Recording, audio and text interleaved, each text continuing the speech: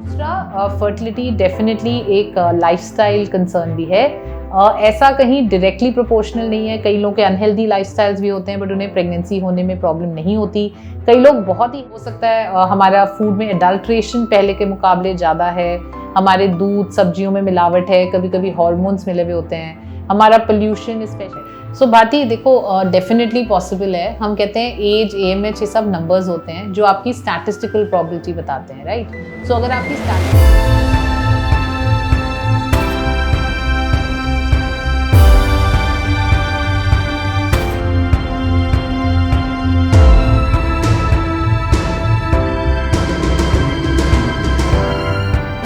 Hi everyone, I'm Dr. Shweta Goswami. You're watching Fertility Fridays where we welcome hope into your lives.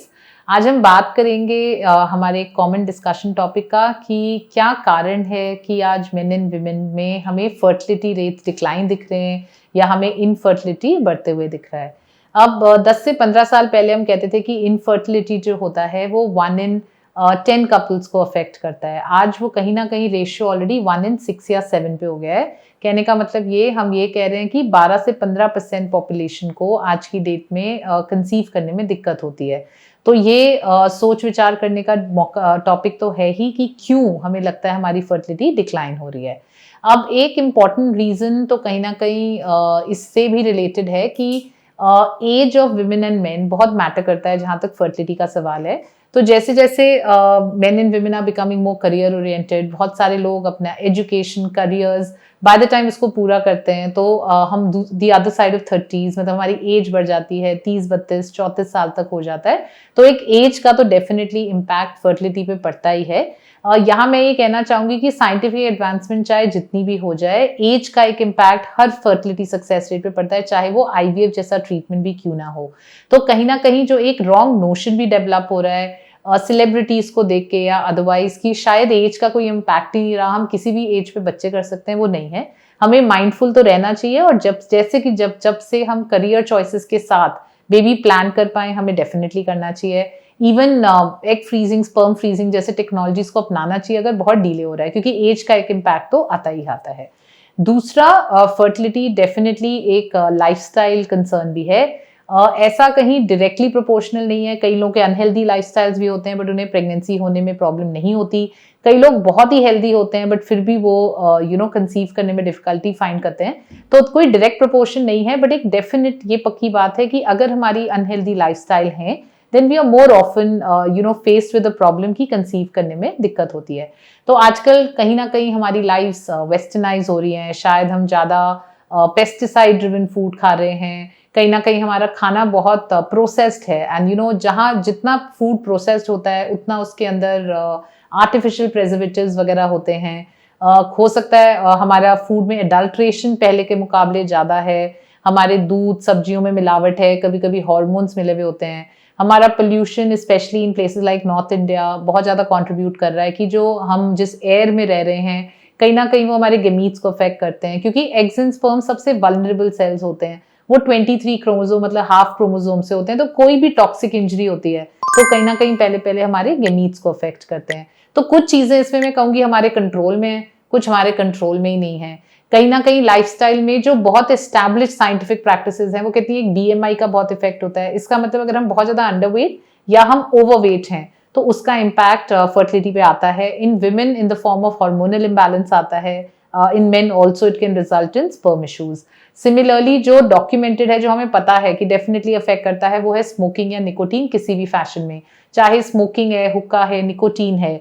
ये चीजें definitely हमारे eggs and sperm health को and also passive smoking, तो even if you don't smoke but आप किसी room में जहाँ कोई स्मोक करता है वो भी आपके गेमीट हेल्थ को डेफिनेटली अफेक्ट करते हैं। Similarly, drinking in very mild quantities may not affect, but अगर हम बहुत ज़्यादा ड्रिंक या कोई भी और रिक्रिएशनल ड्रग एक्सेट्रा यूज़ कर रहे हैं वो चीज़ें हमारी फर्टिलिटी को डेफिनेटली अफेक्ट करती हैं। सो जैसे ही हम एज अ कपल ट्राई करना चाहते हैं, हमें अपने लाइफस्टाइल को डेफिनेटली दोबारा से एक बार रीलुक करना चाहिए। क्या हमारे हेल्दी प्रैक्टिसेस हैं, क्या हमारी डाइट हेल्दी है, क्या हमारी डाइट रिच इन एंटीऑक्सीडेंट्स है, सिर्फ वो प्रोसेस्ड फूड्स एंड कार्ब से तो नहीं भरी हुई, उसमें मल्टीविटामिन्स एंटीऑक्सीडेंट्स का कितना इंटेक है, क्या हम अच्छी मात्रा में dry fruits, flax seeds, dates, ये सब चीज़ें ले रहे हैं कि नहीं। क्या हम अच्छे से 30 to 45 मिनट्स एरोबिक एक्सरसाइज कर रहे हैं कि नहीं। सो ये हम सबको मालूम है कि ये चीजें हमारी हेल्थ के लिए इंपॉर्टेंट है, बट मैं बस ये कहना चाह रही हूँ कि ये फर्टिलिटी के लिए और भी ज्यादा इंपॉर्टेंट है, क्योंकि कहीं ना कहीं इन्हीं चीजों से आज हम एक डिट्योरेशन देख रहे हैं फर्टिलिटी रेट्स में। इसके अलावा so definitely the minute you start conceive, trying to conceive, हम कहते हैं प्लीज इन चीजों को रीलुक करें। छोटी छोटी चेंजेस जैसे ही हम अपनी डाइट, एक्सरसाइज या किसी भी फॉर्म में करते हैं, वो एक ट्रिमेंडस इंपैक्ट लाता है। ऐसा नहीं है अगर हम मान लीजिए बहुत ओवरवेट हैं, हम कहते हैं अगर आप 2-3-4 kgs भी वेट लूज कर लेंगे, वो एक अगेन रिमार्केबल इंपैक्ट लाता है in terms of our hormones, तो वो बहुत यूजफुल होता है। और इसके अलावा ऑफ कोर्स स्ट्रेस है जो हम सबकी लाइफ में है, चाहे वो पर्सनल है चाहे वो वर्क स्ट्रेस है, हमें उसे कहीं ना कहीं रिड्यूस करने की कोशिश करनी है, क्योंकि स्ट्रेस हमारे एंडोर्फिन हॉर्मोन्स को बढ़ा के उसमें भी काफी दिक्कत करता है। उसके अलावा हमारे को अगेन रीलुक करना है कि हम अपने आपस में how much is our communication. कई बार हम ये भी देखते हैं आजकल वर्क के साथ लोगों को इतना ज्यादा स्ट्रेस है, कोई नोएडा से गुड़गांव ट्रैवल कर रहा है, कोई गुड़गांव से नोएडा ट्रैवल कर रहा है, ये कहीं ना कहीं हमारे फ्रीक्वेंसी ऑफ ट्राइंग को भी अफेक्ट करते हैं, हमारी बॉन्डिंग को भी अफेक्ट करते हैं। कई लोग यानी ऑक्यूपेशनल हजार्ड्स हैं, कपल साथ में रह ही नहीं पा रहे, हस्बैंड किसी और सिटी में काम कर रहे हैं, तो ये सारी जो लाइफस्टाइल चेंजेस हमारी हुई हैं, इससे डेफिनेटली हमारी फर्टिलिटी को ये इम्पैक्ट कर रहा है। तो इन शॉर्ट में कहूंगी कि इसमें कोई डाउट नहीं है कि थोड़ा सब फर्टिलिटी रेट्स हमारे आजकल बढ़ रहे हैं। उसका एज भी कंट्रीब्यूटर है, हमारा एनवायरनमेंट भी कंट्रीब्यूटर है, हमारी लाइफस्टाइल की हेल्दी अनहेल्दी प्रैक्टिसेस भी कंट्रीब्यूटिंग है, एंड कुछ चीजें अनअवॉइडेबल जो हम हेल्प ही नहीं कर सकते, whether it is our work, whether it is our social life, वो सब भी अफेक्ट कर रहा है। जो लोग इवन रूरल एरियाज में रह रहे हैं, वहां पेस्टिसाइड्स का बहुत है, पोल्यूशन है, वाटर पोल्यूशन है, तो ये सारी चीजें मिलके फर्टिलिटी को कंट्रीब्यूट कर रही है, जिसकी वजह से इन्फेक्शंस और ट्यूबल ब्लॉकेजेस इन सबको हमें देखा जा रहा है। तो कहीं all these things is something, कुछ प्रिवेंटेबल कुछ अनप्रिवेंटेबल, जिसपे हमको डेफिनेटली वर्क करना चाहिए। तो I would hope that in छोटी छोटी चीजों पे हम आज से वर्क करेंगे, जो हमारी नेचुरल फर्टिलिटी गेन करने में हमारी डेफिनेटली लॉन्ग वे जाएंगे और हमारे को हेल्प करेंगे। Thank you. ओके, सो कुछ कुछ क्वेश्चंस आपके कमेंट सेक्शन से आए हुए हैं, I will try and answer them. तो एक भारती पटेल पूछ रही हैं, एट एज 41 विद AMH 3.7 क्या नॉर्मल और नेचुरल प्रेगनेंसी पॉसिबल है? सो भारती देखो, डेफिनेटली पॉसिबल है। हम कहते हैं एज, AMH ये सब नंबर्स होते हैं जो आपकी स्टैटिस्टिकल प्रोबेबिलिटी बताते हैं, राइट? सो अगर आपकी स्टैटिस्टिकल प्रोबेबिलिटी यंग एज पे 25% होती है, 25 होती है, वो शायद अब 5% पे आ गई है, बट डेफिनेटली पॉसिबल है। And AMH 3.7 again I hope units ये नैनोग्राम पर ml है, पिकोमोल पर लीटर पे ये बहुत लो हो जाता है, तो आप थोड़ा यूनिट्स चेक कर लें। एंड अगर AMH आपका अच्छे साइड पे आ रहा है, तो इसका मतलब प्रोबेबली पहले हमें PCOD रहा हो गया, तो वो चीज हमें अभी हेल्प ही कर रही है। तो नेचुरल कंसेप्शन डेफिनेटली पॉसिबल है। आप मिनिमम फॉलिकुलर स्टडी वगैरह करके देखें एग ठीक से बन रहा है कि नहीं। वर्स्ट सिचुएशन अगर आप IVF पे जाते हैं, तो आपको अच्छे नंबर्स हैं, तो आप ब्लास्टोसिस्ट और जेनेटिक स्क्रीनिंग की मदद से डेफिनेटली अपने रिजल्ट्स को एनहांस कर सकते हैं। So I think this is a good value.